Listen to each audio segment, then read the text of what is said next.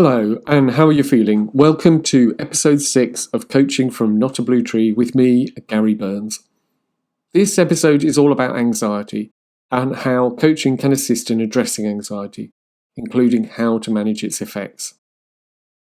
Mind, the mental health charity, defines anxiety as what we feel when we're worried, tense, or afraid, particularly about things that are about to happen or which we think could happen in the future. It's a perfectly natural response linked to our fight or flight response, which is designed to protect us when confronted by danger or what we perceive as danger. However, while self-preservation is an essential part of our survival, anxiety, that survival instinct on overdrive, is distinctly unhelpful. So, for example, the fight or flight response will kick in when we're confronted by a big scary animal, and this is a good thing. Being anxious all of the time about meeting a big scary animal is not. It always shocks me when I come across any statistics relating to the number of people, adults and children, who are experiencing excessive anxiety. It concerns me that our stretched mental health services are currently unable to meet demand, and many are left for years with life-limiting anxiety. And while many of us understand what anxiety is and how it can vary depending on a whole range of factors, most of us are able to manage and overcome the anxiety so that we can get out and do what we want to do. Anxiety, though, can and does become an insurmountable barrier for some, limiting choice and possibilities, shutting down worlds, and making them ever smaller as people adapt and reduce to avoid what can be the completely overwhelming effects of being anxious.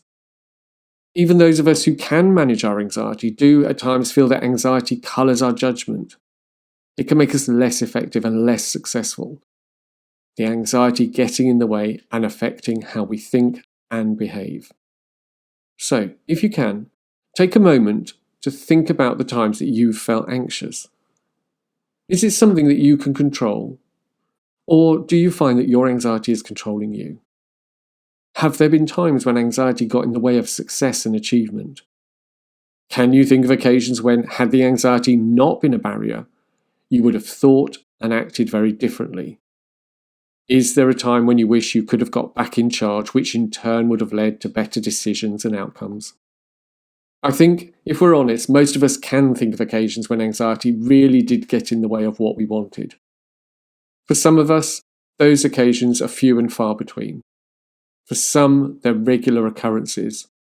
And of course, there are those who are experiencing anxiety all or almost all of the time. It does therefore make sense to understand what anxiety is and then learn some tips and techniques about how we can regain control. So, let's firstly consider what anxiety is. Anxiety is, very simply, the fear of what may happen in the future. Those fears may be based on previous experiences, they may be the result of what we've learned from others, and they may be what we have conjured up in our imaginations. Anxiety is linked to fear of harm, humiliation, ridicule, or the disappointment of things not working out. The anxiety can be linked to fears and phobias. The anxiety may be rational or irrational. It may be linked to thoughts of failure, of not being good enough or worthy enough or deserving enough. We may have had one or more bad experiences in the past, and we then convince ourselves that those bad experiences will continue to repeat themselves. And that for me is the key. For me, anxiety is all about that conversation which takes place in our heads, that conversation which tells us all of the bad things, all of the negative things that will result from a particular event or action. We tell ourselves about previous bad experiences. We berate ourselves for our lack of deservingness. And we allow the dialogue to escalate and escalate, overwhelming us with negative thoughts and negative emotions. All of this is linked to our fight or flight response, that inbuilt, hardwired response to danger. A response which is designed to keep us safe, to keep us alive. And if we ignore that response, our brains are designed to become ever more insistent, pumping chemicals through our system, which we become aware of through our pounding heart, the rising tension in our muscles, that feeling in our tummies. And while we continue to focus on the event or action that we tell ourselves we have no choice but to do, and at the same time dreading having to do it because of the increasingly negative outcomes that are sure to befall us, our anxiety levels rise, our fight or flight response increases, and the downward spiral is underway. Anxiety, of course, can have multiple triggers. It can be the result of bad experiences, of underlying mental health issues, of trauma. It can be a response to specific situations, and it can be a more generalized feeling resulting in anxiety about anything and everything. It can range from a feeling of mild discomfort to a sense of complete overwhelm and paralysis. And it would be awesome if coaching could provide a solution to every cause of anxiety. And sadly, I don't believe that to be the case. There are, though, a number of techniques which can assist in managing the symptoms of anxiety, and of course, the coaching approach is all about having a plan, a goal, with steps along the way to get you from where you are to where you want to be. So firstly, I'm going to look at some of the techniques to manage anxiety, and secondly, look at what a plan or a goal could look like. When we look at managing anxiety, I think it's important to understand the human mind and how it works. The human mind is hugely complex. There is still so much that we have to understand about how it works, and we have made huge strides in our understanding in recent years. What we do understand is the fight or flight response, or more correctly, the fight, flight, or freeze response. This response is hardwired into the oldest part of our brains and is designed to kick in, as I said earlier, when we're threatened with risk to life and limb. It allows us to respond instantly, without conscious thought, to a situation of immediate danger. And if we ignore the hardwired response, our bodies respond with ever louder messages. And I'm sure you're all aware of how the stress chemicals feel when they're really pumping through our systems. And for those of you who've read The Chimp Paradox, you will know how insistent the chimp can be. The fight, flight, freeze response is just a part of our unconscious mind, an unconscious mind which can handle huge chunks of information, which allows us to perform so many independent actions, seemingly without thinking, which stores and orders our memories, which manages our emotions, which controls our bodies, which keeps us safe. Compare that to the limitations of the conscious mind, where we can only process 7 ± 2 bits of information at any one time. It's where we do our logical and illogical thinking. It's where we process memories which we pull from our unconscious mind. It's how we share our memories and thoughts, processing it in our conscious mind. It's the reason that we find learning a new skill a little overwhelming if we can only take in limited amount of information at any one time. And in the context of anxiety, it's the reason that once the anxiety starts, it can be so challenging to regain control. As we fill our conscious mind with negative self-talk and a conscious awareness of how the anxiety is making us feel. However, by understanding the limited capacity of the conscious mind, we can learn to use this to our advantage to take back control and move into a world where we're managing our anxiety. When we're stressed and anxious, our breathing, for example, becomes shallow and high up in our chests. It's one of the signs of anxiety. And if we can take back control of our breathing, it's one of the tools for taking back control of our anxiety. Practicing is very simple. Stand up if you can, or sit upright in your chair. If you're standing, stand with your feet about shoulder width apart. And if you cannot stand up, ensure that you're sitting upright and that you're not leaning back in your chair. Place your hand flat against the base of your ribcage and the top of your tummy, which is roughly where the diaphragm is. Ensure that your shoulders are down. As you breathe in, push your tummy out, no one's looking, and keep your shoulders down. Notice your tummy moving with the hand you placed at the bottom of your ribcage and top of your tummy. And as you breathe out, notice how your tummy sinks back down and repeat. I recommend doing this for about 5 minutes to start with, which will feel like an eternity. However, the more you practice, the easier it becomes. And I know that I find it useful to actually narrate in my head my actions. So that in my head I'm saying, put your hand on your tummy, that's right, breathe in and push your tummy out. Notice how your tummy subsides as you breathe out. The narration has 2 effects. Firstly, it's a mental check that you're doing the process. And secondly, and perhaps more importantly, it starts to fill the conscious mind with something other than negative self-talk. Now, once you've mastered the technique, you find that you can take control of your breathing at any time. No need to stand up, no need to consciously force your shoulders down, no need to put your hand on your tummy. Although I find that from time to time, I do put my hand on my tummy when I need to take control of my breathing, if only for a few breaths, to remind myself of what I do to breathe calmly. When we're anxious, it's not uncommon to feel tension in one or more parts of the body. Some feel it in their faces, for some in the jaw, for others in the back, for some in the shoulders. The list goes on. However, wherever we feel that tension, it's a sign and a symptom of our anxiety, and there are 3 ways to get rid of that.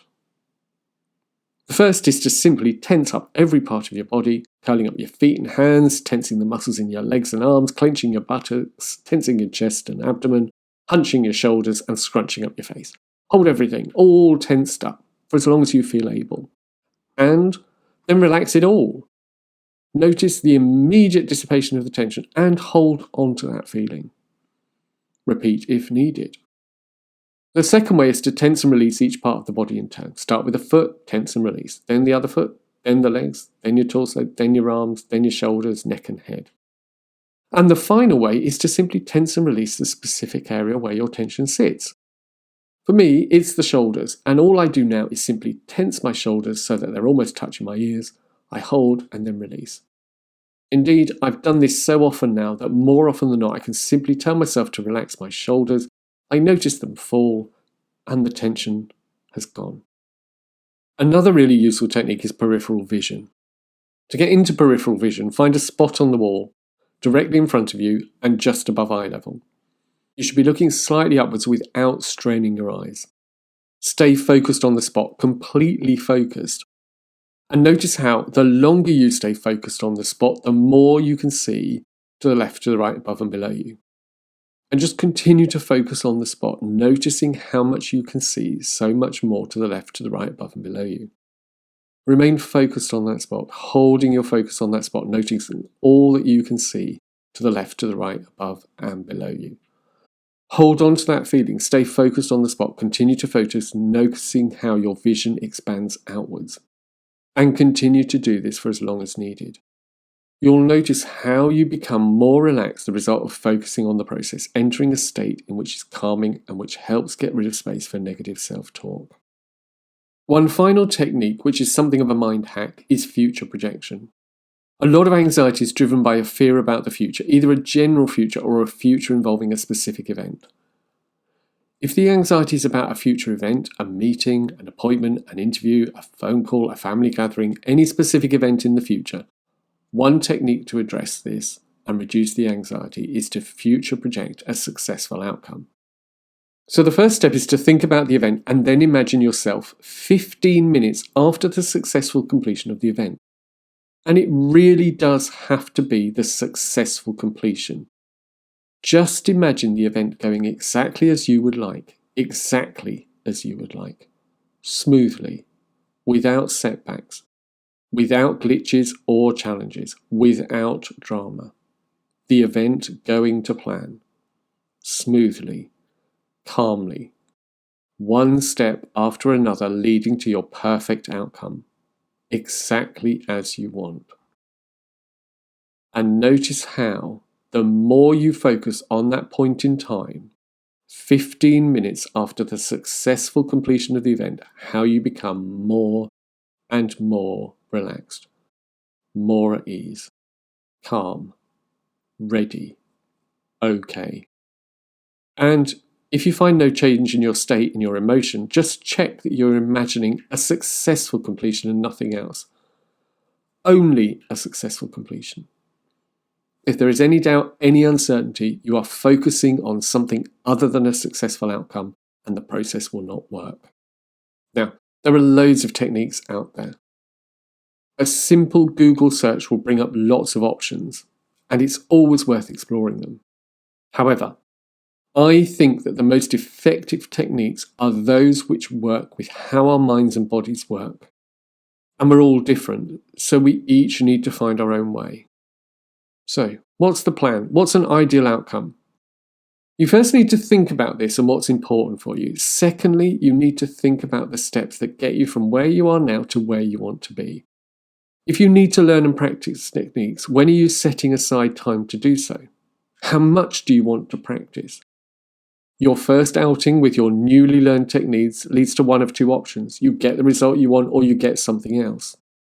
What's the plan if you get what you want? What's the plan if you get something different? And above all else, how do you know that you're getting the result that you want? What does that look like? What do you hear? How do you feel? What are you thinking? So, just imagine taking back control. Just imagine managing your anxiety. Think about the options and possibilities that open up for you. Consider all of the choices you now have. Reflect on the work that you've done and the skills that you've learned. And remember, this is an ongoing process. It may well take time to get the exact result that you want. It's all about continuing to practice, to take those steps, and to make sure that with every step you gain more and more control. You now have significant information which can help you redefine and refine your plans and goals, focusing on the changes that you know that you can make, moving forwards to the new model of the world that you want for yourself and those around you. If you can do it now. If you're not sure or need some help, you can always book an initial consultation on my website, notabluetree.com, and you then work out what the next step is. And you know that it makes sense, don't you?